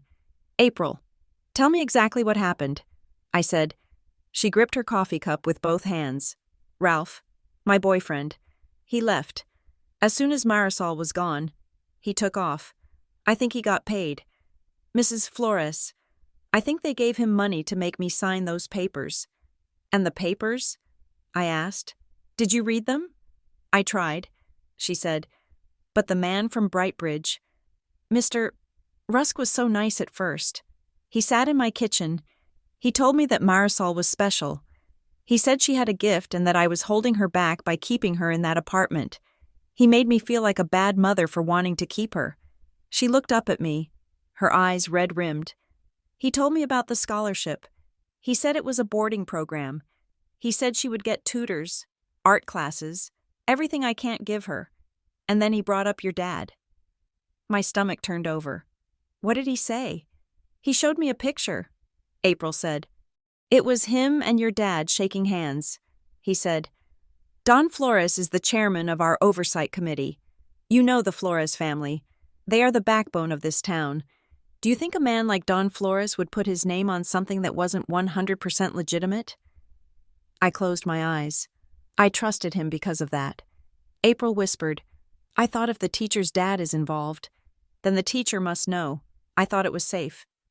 She reached across the table and grabbed my wrist. Where is my daughter? Mrs. Flores? I looked at this woman, this mother who had been manipulated, shamed, and tricked. She wasn't the villain the school files made her out to be. She was just poor, and she was alone, and she had trusted the wrong symbol of authority. She is in Lakehurst, I said. She is in a big house with a rich family who wants to take pictures of her. But we are going to get her back. How? April asked. They have lawyers. I have nothing. You have me, I said. And I am done following the rules. I dropped April at a women's shelter where I knew the director. I told her to stay off the phone and wait for me. Then, I drove to my parents' house. It was 6 o'clock in the evening, dinner time. I parked in the driveway. The house looked the same as it always did. Imposing. Perfect. The windows glowing with warm yellow light. It looked like a sanctuary. I walked to the front door and unlocked it with my key. I walked straight into the dining room. My parents were eating. Roast chicken, green beans. The normalcy of it made me want to scream. Piper, my mother said, dropping her fork. What are you doing here? Dean said you were having an episode. I ignored her. I looked at my father. He was chewing slowly, looking at me with a mixture of annoyance and caution. We need to talk. Dad, I said, don't start. Piper, he grumbled. I had a long day. I heard you got suspended. We can discuss your career choices later. I know about the agreement. I said. The room went dead silent. The grandfather clock in the hall ticked loudly. Tick, tick, tick. My father stopped chewing. He swallowed hard. I don't know what you're talking about, he said. But he didn't look at me. He looked at his wine glass. The memo from 20 years ago. I said, the negligence claim, the liability the foundation absorbed, the Flores understanding. My mother looked back and forth between us. Dawn? What is she saying? I walked to the head of the table. I placed my hands on the polished wood. I know they own you. Dad, I know you trade your name for their protection. But now they are using your name to hurt people. That is a lie. Dad slammed his hand on the table. The silverware jumped. You ungrateful child. I built this life for you. I built this reputation so you could walk around this town with your head high. You built it on a lie, I shouted back. And today, I met a mother who gave up her daughter because Silas Rusk told her that Don Flores was involved. She trusted you. She trusted us. And because of that, her 13-year-old girl is being held hostage in a mansion in Lakehurst. Dad's face turned a violent shade of purple. He stood up, his chair scraping against the floor. I signed support letters. That is all. I support the mission. I don't know the details of every placement. You know enough, I said. You see the pictures. You see the kids vanish. You know Silas is a shark, but you don't ask questions because if you do, they will pull the plug on your legacy. I am a pillar of this community, Dad roared. He was shaking. I am Don Flores. You are a mascot. Dad, I said it quietly this time. And you are scaring me. Because you would rather let a child be stolen than admit you are small. Get out, he whispered. Don, please. My mother wept. Get out of my house, Dad screamed. He grabbed his wine glass and threw it. It shattered against the wall behind me. spraying red wine like blood across the floral wallpaper. I didn't flinch. I looked at the stain on the wall. Then I looked at him. I am going to fix this. Dad, I am going to get that girl back. And if I have to tell the world who you really are to do it, I will. Are you trying to ruin me? He asked. His voice broke. For a second, he looked old, frail, terrified. No, I said, I am trying to stop lying. I turned and walked out. I left him standing in the ruin of his dinner, a king in a castle made of paper. I drove back to my apartment. I felt scraped hollow. The bridge wasn't just burned, it was incinerated. I climbed the stairs to my door. I just wanted to sleep. I wanted to close my eyes and pretend the world wasn't this ugly. But there was a man standing in front of my door. He was wearing a trench coat. He held a thick envelope. Piper Flores? He asked. Yes, you have been served. He shoved the envelope into my hands and walked away. I unlocked my door and went inside. I ripped the envelope open. It was on heavy, bonded paper. The letterhead was embossed in silver. North Star Strategy Group, Legal Division, Cease and Desist Order, Defamation, Tortious Interference, and Theft of Proprietary Materials. Dear Ms. Flores, it has come to our attention that you are in possession of stolen, confidential data belonging to Bright Bridge Youth Alliance and the Briar Glen Community Foundation. Furthermore, you have been engaged in a campaign of slander against these organizations and their private partners. You are hereby ordered to return all materials immediately and cease all communication regarding these entities. Failure to comply will result in a civil lawsuit seeking damages in excess of $5 million. We are also preparing criminal referrals regarding the theft of digital assets. Govern yourself accordingly. I dropped the letter on the counter. $5 million. Prison time. They were coming for me. They weren't hiding in the shadows anymore. They were using the law as a bludgeon. I looked around my safe, quiet apartment, my sanctuary. It felt like a trap. I picked up the phone. I didn't call Dean. I didn't call my parents. I dialed Elise Moran. She was a lawyer I had gone to high school with. She had a strip mall office and drove a 10-year-old Honda. But she was the smartest person I knew. Elise, it is Piper. Piper, it is 10 o'clock. I need help. I said, I am holding a grenade, and I think I just pulled the pin. Elise Moran's law office was sandwiched between a dry cleaner and a discount vape shop in a strip mall on the edge of town. The carpet was a shade of industrial gray that had probably been trendy in 1995, and her desk was a chaotic sea of manila folders. It was a far cry from the polished mahogany and glass of the firms my brother Dean hired. But as I sat across from her, watching her read the cease and desist letter, I felt a strange sense of calm. Elise didn't bill by the hour for her performative silence. She billed for the truth. She finally looked up, pushing her glasses up the bridge of her nose. They are trying to scare you to death. Piper, she said flatly. $5 million. Theft of proprietary data. Tortious interference. It is a greatest hits album of corporate intimidation. Can they do it? I asked. Can they actually sue me for $5 million? They can sue you for the moon if they pay the filing fee, Elise said. She tossed the letter onto the desk. Will they win? That depends. Technically, you are in possession of internal documents you were not authorized to access. That is the theft. However, if those documents prove that a crime is being committed, specifically fraud or conspiracy to traffic minors, then you are not a thief. You are a whistleblower. She leaned forward, her expression serious. But you need to understand the battlefield. Whistleblower protections are great in movies. In reality, they are messy, expensive, and slow. Before we get to a courtroom, North Star Strategy Group will try to bankrupt you. They will drag your name through the mud. They will make you unemployable. They will investigate every parking ticket you have ever paid. I have nothing to hide. I said, everyone has something. Elise countered. Or at least, something that can be twisted. Are you ready for that? Are you ready to be the villain in your own hometown until the truth catches up? I thought about Marisol. I thought of her empty desk. I thought of my father throwing a wine glass against the wall because his vanity was more important than a child's safety. I don't have a career left to protect, Elise, I said, and I don't have a reputation I care about anymore. I just want to stop them. Elise studied me for a long moment. Then, a small, grim smile touched her lips. Okay, she said. Then let us go to war. But we do it smart. We don't leak this to the local paper. The Gazette relies on foundation advertising.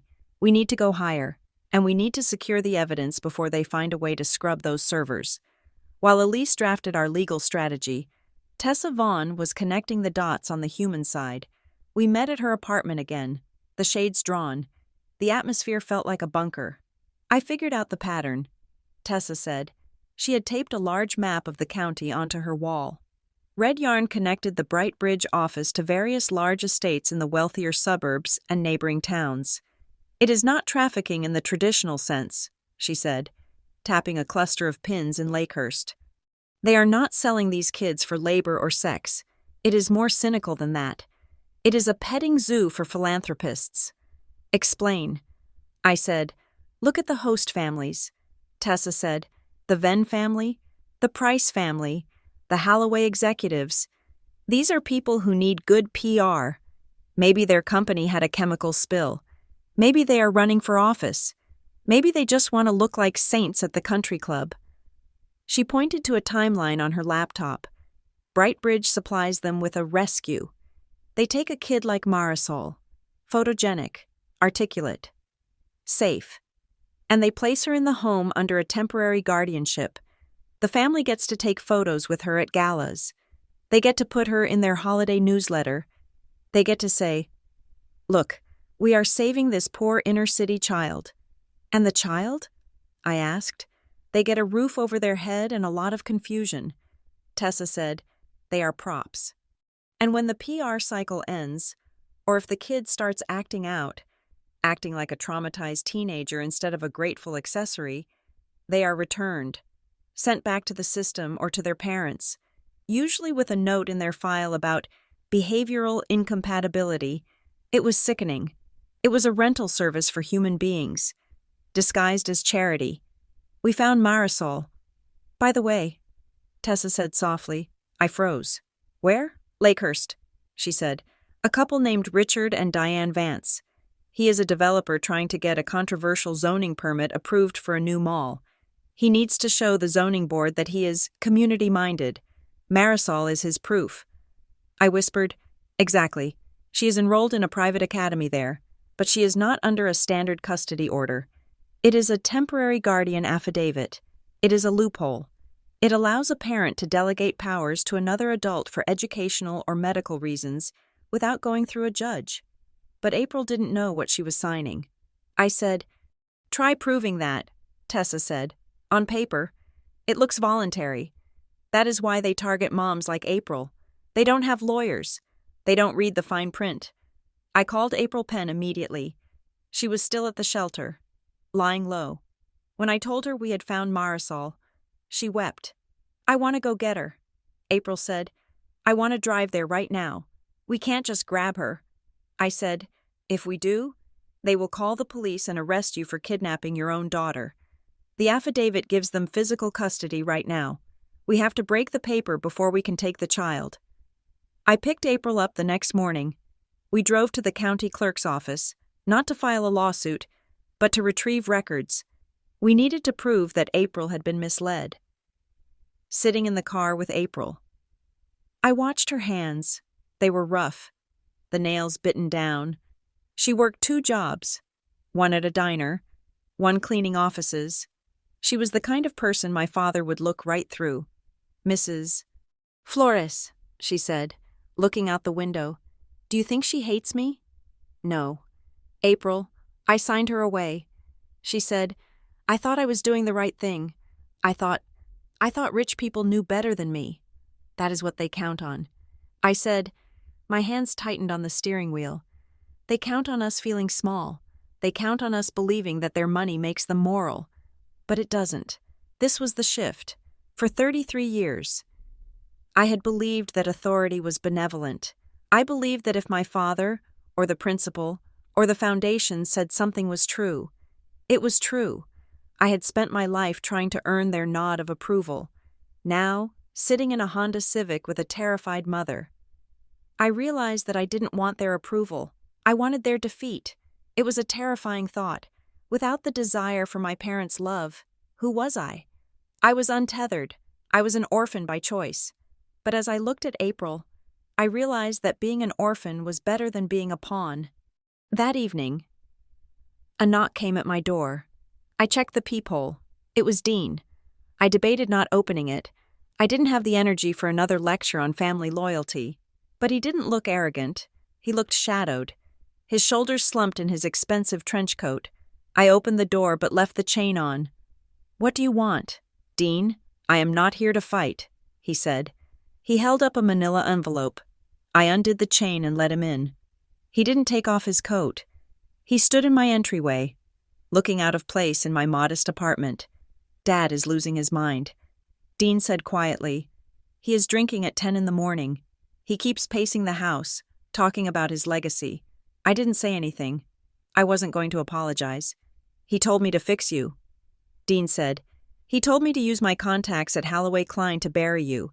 He wants me to call in favors, get you blacklisted from every school district in the state. And are you going to?" I asked. Dean looked at me. For the first time in years, I saw my brother, not the vice president. I saw the boy who used to hide in the treehouse with me when Mom and Dad were fighting about money. "I can't," he said. He handed me the envelope. "This is a printout of my Outlook calendar from the last 5 years," he said, "and the internal donor directory for the foundation. I used to manage Dad's invites." I opened the envelope. It was thick. "Why are you giving me this?" "Because I saw the entry for the Vances in Lakehurst," Dean said. His voice was tight. "I saw the note Dad made next to their name 3 weeks ago. Vance needs a visual. Hispanic female preferred. 12 to 14 age range. Contact Silas." I stared at him. "Dad wrote that?" Dean nodded. "He knew. Piper. He didn't just sign letters. He took orders. He treated it like he was ordering catering." Dean looked at the floor. "I have kids. Piper. My girls are 6 and 8. If someone talked about them like that—" He trailed off. "I can't go public," he whispered. "I can't be the one to say it. I have a mortgage. I have a firm to run. But this proves the coordination. This proves Dad wasn't just a mascot. He was a broker." "Thank you." "Dean," I said. He put his hand on the doorknob. "He will never forgive us." "Piper, you know that." "I know," I said. Dean left. I locked the door, holding the proof of my father's sin in my hands. It didn't feel like victory. It felt like grief. Elise Moran moved fast. "We are not going to the local police," she said when I brought her Dean's files. "And we are not going to the State Education Board. They are too entwined with the foundation. We are going federal." There was a task force based in Chicago, the Midwest Public Integrity Task Desk. They handled corruption that crossed state lines or involved misuse of federal nonprofit grants. We drove to a satellite office in Indianapolis the next day. It was a nondescript federal building that required security clearance just to enter the lobby. Elise did the talking. She handed over the flash drive, the copy of the Flores Understanding, and Dean's calendar logs. We sat in a small, windowless room with 2 agents who wore cheap suits and tired expressions. They didn't gasp. They didn't look shocked. They just took notes. "This is substantial," one agent said, looking at the Bright Bridge financials. "If they are using federal grant money to facilitate these transfers. That is fraud. If they are falsifying guardianship documents across county lines, that is kidnapping. Will you investigate?" I asked. "We will open a file," the agent said, "but these things take time. Ms. Flores, we have to subpoena records. We have to interview witnesses. It could be months before we move." "Months?" I said. "Marisol is there now. We can't just raid a private home based on a flash drive." The agent said, "We need to build the case. You have done the right thing. Now, let us do our job." We walked out of the building. I felt heavy. "They are going to drag their feet," I said to Elise. "They are thorough," Elise corrected. "But you are right. The legal system is a glacier. North Star is a wildfire. We need to buy time. North Star didn't wait. 2 days later, the internet caught fire. It started on a local community Facebook page. Briar Glen Parents' Voice. An anonymous post appeared. Concerned parents. Be aware of a former teacher at the middle school. Piper Flores. She was removed for stalking a student and harassing a local charity.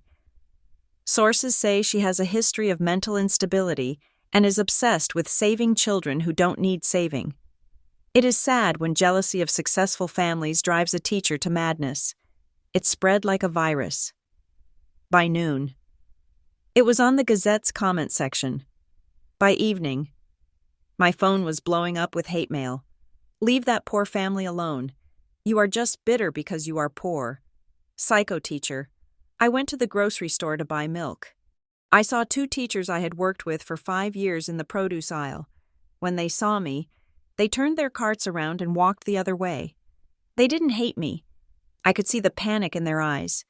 They were afraid that if they talked to me, the contagion would spread to them. They had mortgages. They had tenures. They were safe, and they wanted to stay that way. I stood in the dairy aisle, holding a carton of milk, feeling entirely invisible and hypervisible at the same time. The school board meeting was on Tuesday night. The agenda was standard: budget approvals, facility maintenance, but the room was packed. Word had gotten out that April Penn and I were going to be there. Elise came with me. We sat in the back row. April sat between us. Her hands clasped so tightly, her knuckles were white. Wade Henson was there, sitting with the board members. He looked pale. Silas Rusk was there, too. He stood in the back, wearing his perfect suit, looking bored. When the public comment section opened, I stood up. I would like to speak regarding the safety of students and the Bright Bridge partnership. I said, the board president, a man named Carl who played golf with my father, banged his gavel. Ms. Flores, you are currently an employee under suspended review. Personnel matters are not discussed in open forum. You are out of order. I am speaking as a citizen. I said, sit down. Ms. Flores, Carl said, or you will be removed. 2 security guards stepped forward. The room buzzed with tension. Then, April Penn stood up. She was small. She was wearing her waitress uniform because she had come straight from her shift. She looked terrified. But she didn't sit down. I am not an employee, she said. Her voice shook. Can I speak? Carl hesitated. He looked at Silas. Silas gave a barely perceptible shrug. State your name and address. Carl sighed. April Penn, she said. My address is well. I don't have one right now. Because I lost my apartment when I tried to follow the rules your partner gave me. She walked to the microphone. She gripped the podium. My daughter is Marisol Penn. She was a student here, 2 weeks ago.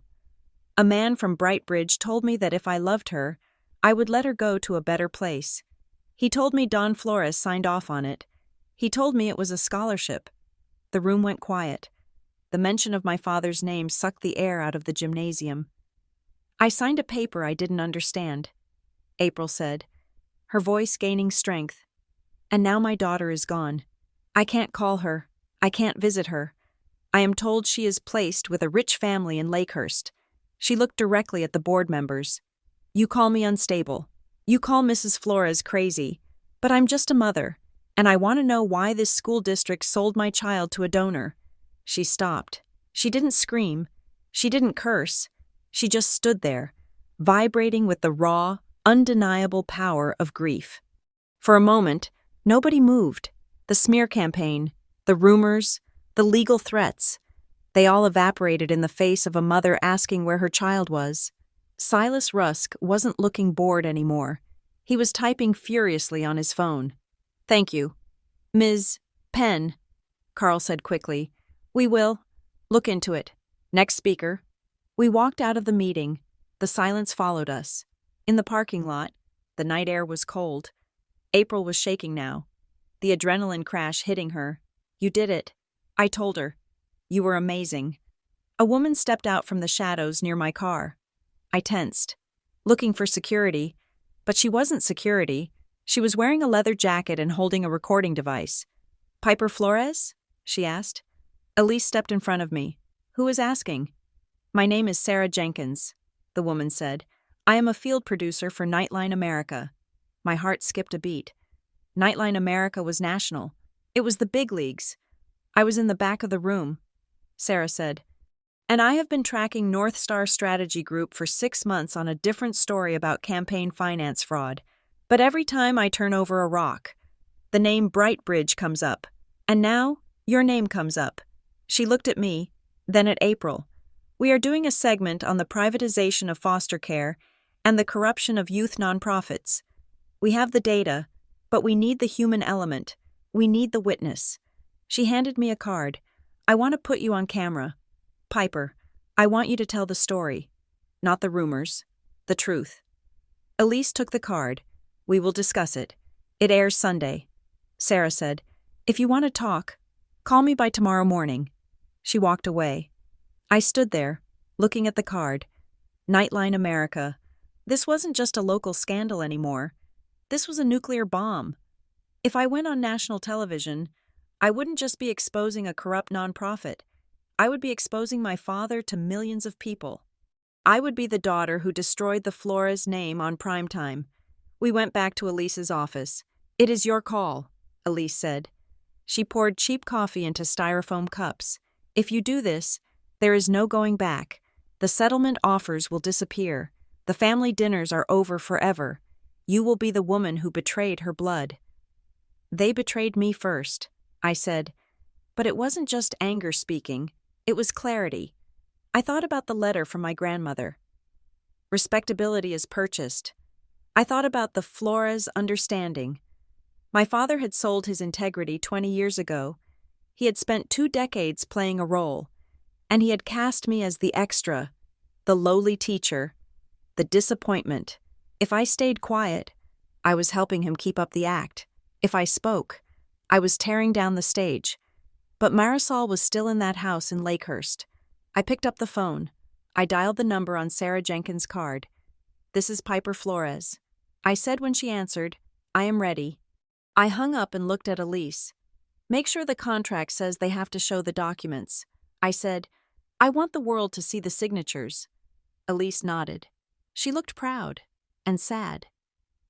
"Your dad is going to see this," she said. "I know." I said, I walked to the window and looked out at the dark street. I hoped he would watch. I hoped he would be sitting in his leather recliner with his glass of scotch. I hoped that when the camera zoomed in on my face, he would finally see the daughter he had tried so hard to make small, and I hoped he would realize that giants are just people who refuse to kneel. The studio in Chicago was colder than I expected. It smelled of hairspray and ozone, a sterile scent that felt like a hospital waiting room. I sat in a chair that was too comfortable, the kind designed to make you relax, so you would say things you did not intend to say. Sarah Jenkins, the producer, leaned in while a makeup artist dusted powder onto my forehead. "Just talk to me. Piper," she said, "forget the cameras, forget the millions of people. Just tell me what you found in the drawer." I looked at the camera lens. It looked like a black, unblinking eye. "I am ready," I said. The red light flickered on. For the next hour, I dissected my life. I did not scream. I did not cry. I sat with my hands folded in my lap, and I walked the nation through the paperwork. I showed them the dates. I showed them the falsified contact forms. I explained how a system designed to protect children had been turned into a catalog for wealthy donors who wanted to rent a conscience. I spoke about Marisol. I did not use her real name, but I used her story. I spoke about the pressure on her mother. I spoke about the isolation. And then, Sarah asked the question I knew was coming. "Your father, Don Flores, is a prominent figure in the Briar Glen Community Foundation. Did he know about this?" I paused. I thought of my father's face at the dinner table. I thought of the way he had thrown the wine glass. I thought of the 20 years he had spent polishing a reputation that was bought and paid for. I looked directly into the lens. My father signed the letters. I said, "He sat on the committees. Whether he read the fine print or not is a question for him. But his name was the key that locked those children away, and he knew that key was in his pocket, in Briar Glen. The broadcast aired at 9 o'clock. I imagined my father sitting in his leather recliner, the one he claimed was good for his back. I imagined my mother sitting next to him, terrified to breathe. On the screen, the graphics department at Nightline America had done their work. They showed the glossy brochure of the foundation, Building a Better Tomorrow. And then, with a digital swipe, they superimposed the internal memos I had provided.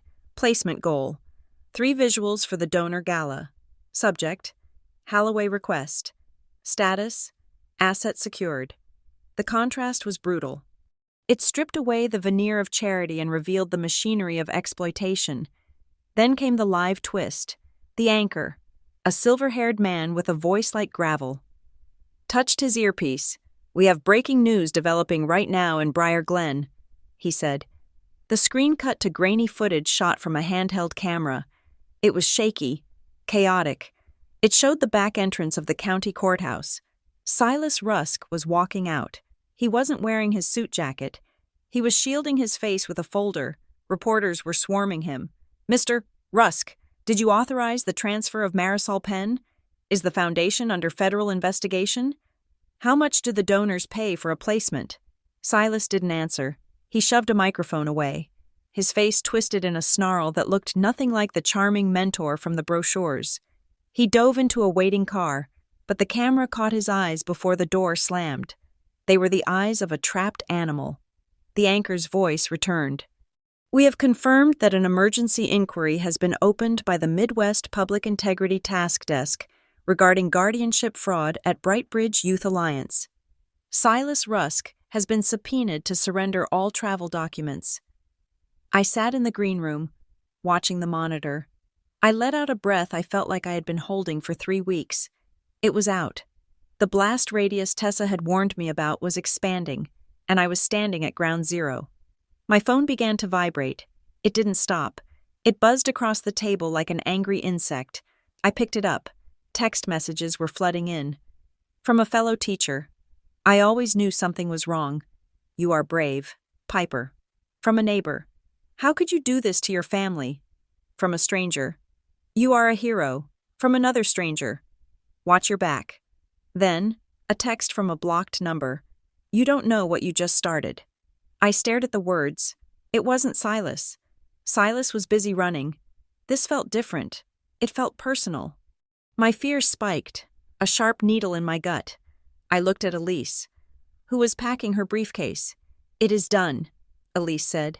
"We need to go. We are not staying in the city tonight. It is not safe." We drove back to Briar Glen in silence. Tessa met us at a safe house, a small cabin near the river owned by her uncle. We sat up late, listening to the police scanner and watching the internet explode. At 2 a.m, my phone rang. It was April Penn. "Mrs. Flores?" She wept. "April? Are you okay? They brought her back." April sobbed. "A sheriff's deputy just dropped her off at the shelter. She is here. She is holding my hand." I closed my eyes, tears finally leaking out. Marisol was safe. But as April spoke, I realized it wasn't a total victory. "They made me sign a paper," April said. "It says it was a clerical error. It says the placement was a misunderstanding of terms. They gave me $5,000. Mrs. Flores, they called it a displaced family stipend. They were buying her off. Even as the ship sank, they were trying to patch the holes with money. Take the money." "April," I said, "use it to get an apartment. Use it to get far away from here. But don't sign anything else." I hung up. Marisol was back, but the machine was still running. They would rebrand. They would change the name of the nonprofit. They would find new donors, unless we burned it all the way down. The next morning, the sky was the color of a bruise. It was raining, a hard, cold rain that stripped the last leaves from the trees. I went back to my apartment to pack a bag. I couldn't stay there, but I needed clothes. I needed my grandmother's box. I was zipping my suitcase when I heard a car door slam. I walked to the window. My father's Lincoln was parked in the driveway. He was standing in the rain, staring at my front door. He wasn't wearing a coat. His expensive shirt was soaked, clinging to his chest. I debated locking the door. I debated calling the police. But this was the scene I had been writing in my head for 33 years. I opened the door. Don Flores walked in. He didn't wipe his feet. He stood in my entryway, dripping water onto the cheap laminate floor. He looked smaller than I had ever seen him. The bombast was gone. The posture of the community leader was gone. He looked like an old man who had lost his way. "You went on television," he said. His voice was flat. "I told the truth, Dad." He looked around my apartment. He looked at the beige walls, the secondhand furniture, the stack of grating on the table. "I gave you everything," he said. "I gave you a name that opened doors. I gave you respectability, and you threw it in the gutter for what? For a student? For a stranger?" I threw it away because it was fake. I stood my ground. I didn't retreat to the kitchen. I stood right in front of him. "You knew what they were doing to those kids. You knew they were treating Marisol like a prop. It was business," he shouted. The sudden volume made me flinch, but I didn't step back. It was how things get done. "Piper, the foundation brings money to this town. It builds parks. It funds the library. Sometimes you have to make compromises. Sometimes you have to help the people who write the checks. And using my classroom to scout victims?" I asked. Was that a compromise? Or was that just convenient? He wiped rain from his face. His hand was shaking. "I did it for you," he said. I stared at him. "What?" "I kept you here," he said. His voice dropped to a whisper. "I knew you wanted to leave. I knew you wanted to go to Chicago, write your stories, be someone big. But I couldn't let you go." "Why?" I asked. My heart was hammering. "Because I needed you to be small," he said. The truth hung in the air. "Ugly and naked. Dean is the shark," he said. "Dean is like me. He eats the world. But you were the good one, the safe one. If you went away and succeeded, if you became bigger than this town, who would I be? I would just be the insurance salesman with a shady past. But with you here, struggling, needing me, I got to be the provider. I got to be the dad who helps his poor teacher daughter."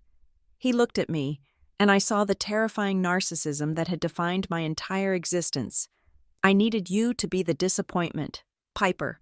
Because as long as you were the disappointment, I was the hero." I felt a crack inside my chest. It was the sound of the last thread connecting me to him snapping. He hadn't protected me. He had pruned me. He had cut off my branches so I wouldn't grow taller than his shadow. "Get out," I said. He looked at me, confused. "Piper, listen, we can fix this. The foundation called me. They have an offer. I don't want their offer. Just listen," he pleaded. "They are willing to reinstate you. Full back pay. They will issue a statement saying it was all a communication error. And..."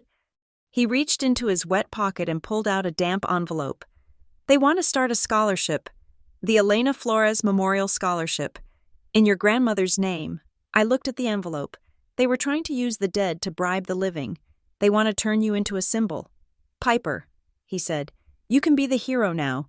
You can run the scholarship. You can be important. Just stop talking to the feds. Stop talking to the news." I looked at my father. I looked at the man who had turned his own child into a prop for his ego. "I don't want to be important, Dad," I said. "I want to be clean." I took the envelope from his hand. I didn't open it. I tore it in half. Then I tore it again. I let the pieces fall onto the wet floor. "Are you trying to ruin me?" he asked. It was the same question he had asked at dinner. But now, it was a plea. "No," I said. "I am trying to stop lying." I opened the door. The rain was still falling. "I am going to cooperate with the investigation, Dad, fully." "If that exposes you, then you exposed yourself 20 years ago. I am just turning on the lights." He stared at me for a long moment. He looked for the daughter who used to beg for his approval. He looked for the lowly teacher. She wasn't there. He turned and walked out into the rain. He got into his Lincoln and drove away. I watched him go. And I felt a strange, terrible lightness. I was an orphan, and I was free. I went back to packing. I was leaving Briar Glen. I didn't know where I was going, but I knew I couldn't stay in a town where the sidewalks were paved with secrets. I picked up my grandmother's box. I needed to make sure I had everything. I pulled out the old knitting patterns. I pulled out the rosary. And then, I saw something I had missed before. It was tucked into the lining of the box. A carbon copy of a letter. It was typed, dated 10 years ago. It was addressed to the superintendent of Briar Glen Schools. Dear Superintendent, regarding the application of my daughter, Piper Flores, while we appreciate her ambition to apply for the overseas teaching fellowship in Japan, her mother and I believe her emotional health is not suited for such a distance. We strongly suggest you retain her locally. We are prepared to make a substantial donation to the district's capital campaign to ensure a position is created for her here, where she can be supported by family. Sincerely, Don Flores. I sat down on the floor, the fellowship in Japan. I remembered that. I was 23, I had applied, I had crushed the interview, it was my dream. And then, I had received a rejection letter saying I wasn't emotionally ready for the placement. I had believed them. I had believed I wasn't good enough. I had stayed in Briar Glen, taken the job at the middle school, and thanked my father for helping me find work when I failed. He hadn't just pruned me, he had poisoned the soil. He had bought my rejection. He had paid the district to keep me trapped, just so he could have a prop for his Sunday dinners. I held the letter. My hands were shaking, but not with fear, with rage, with clarity. I put the letter in my pocket. This wasn't just evidence for the feds. This was my emancipation proclamation. I zipped up my suitcase. I walked out of the apartment. I left the key on the counter. I walked out to my car. Tessa was waiting for me in the passenger seat. Elise was in the back. Where to? Tessa asked. Chicago. I said, I have a meeting with the U.S. attorney. And then? Then, I said, shifting the car into drive. I am going to find out who I am when nobody is paying me to be small. I drove past the Briar Glen sign, a community of tradition. I looked at it in the rearview mirror until it disappeared. The story wasn't over. The lawsuits would come. The investigation would take years. My father would fall, and he would drag the town down with him. But as I hit the highway, watching the gray clouds break apart to reveal a sliver of cold, blue sky, I realized something. I wasn't a character in their story anymore. I was the author of mine, and for the first time in 33 years, the page was blank. Thank you for listening to My Parents Called Me Just a Lowly Teacher, until Dad saw me on national TV that night. I hope this story resonated with you. I would love to know where you are listening from. So please leave a comment below. If you enjoyed Piper's journey, make sure to subscribe to the Revenge Stories channel for more tales of justice and redemption. Please share your thoughts in English in the comments. I read every single one. Thank you for your support.